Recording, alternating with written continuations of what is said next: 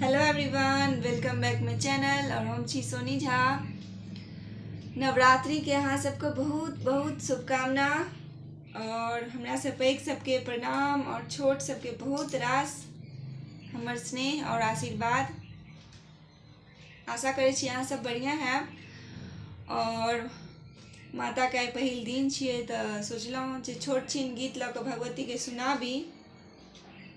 अखन हम भगवतीये घर में बैसल छी, भगवतीये लग में बैसल छी, तो ओहि संगे सोचलहुँ जे यूट्यूब पर सेहो देल जाय ताकि अहूँ सब देखबै और बेसी से बेसी हमर गीत के शेयर कऽ देबै और वीडियो के अंत तक बनल रहब। और केहन लागत से कमेंट बॉक्स में जरूर कहबै। तऽ आउ हमर गीत के सुनू और लाइक जरूर कऽ देबै। तऽ छोट छिन गीत लऽ कऽ एलहुँ हँ, तऽ सुनू ई गीत।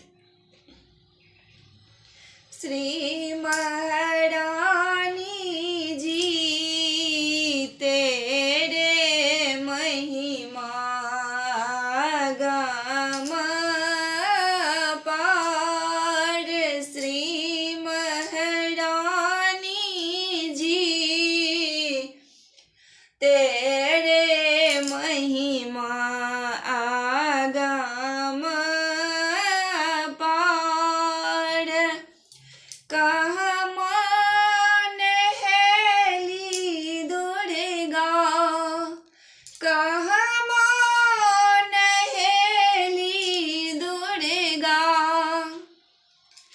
कहाँ लट झाड़ली श्री महारानी जी। कहाँ माजे केलन सोलह सिंगार श्री महारानी जी। कहाँ माजे केलन सोलह सिंगार श्री महारानी जी। तेरे महिमा तेरे महिमा अपरम पार। श्री महारानी जी तेरे महिमा, तेरे महिमा आगम पार। श्री महारानी जी तेरे महिमा आगम पार। गंगा नहेली दुर्गा, गंगा नहेली दुर्गा, गहबर लट झाड़ली श्री महारानी जी। गहबर केलन सोलह सिंगार श्री महारानी जी। गहबर केलन सोलह सिंगार श्री महारानी जी।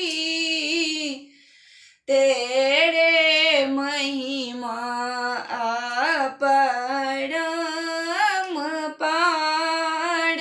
श्री महारानी जी तेरे महिमा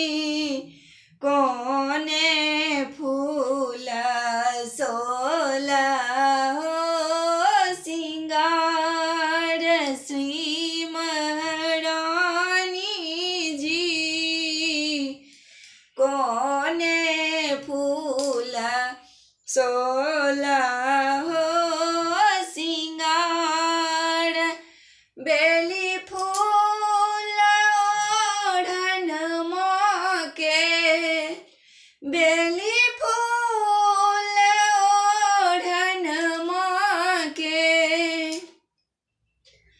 चमेली फूल पहिरन श्री महारानी जी, अड़हुल फूल सोलहो सिंगार श्री महारानी जी, अड़हुल फूल सोलहो सिंगार श्री महारानी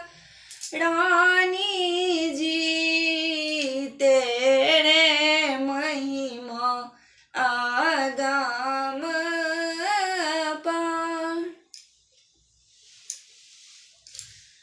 तो हमार भगवती गीत अहाँ सबके केहन लागल से जरूर कहब। और देखिए हमार सामने में हम जो गीत गेलहुँ हन, तो हमार गीत के सामने में, हमार चेहरा के सामने में माता रानी बैसल छथिन और हम उनके गीत सुनेलियन हन। और अहूँ सबके यूट्यूब के तरफ से दऽ रहल छी जे कि अहाँ सब बेसी से बेसी गीत के सुनिए। तो देखियो हमार माता रानी का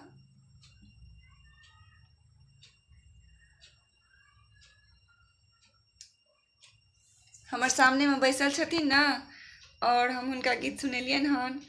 तो अहाँ सबके केहन लागत से कमेंट बॉक्स में जरूर लिखब। हम अहाँ सबके कमेंट का आशा कर रहल छी। तो जरूर से जरूर लाइक कमेंट कऽ देबै और बेसी से बेसी शेयर कऽ देबै। और हमार नेक्स्ट वीडियो के लिए बनल रहब, कतौ चलि नहीं जाएब। बेसी से बेसी सब गोटा जे नया जुड़ल छी से सब सब्सक्राइब कऽ देबै। धन्यवाद। जय माता दी।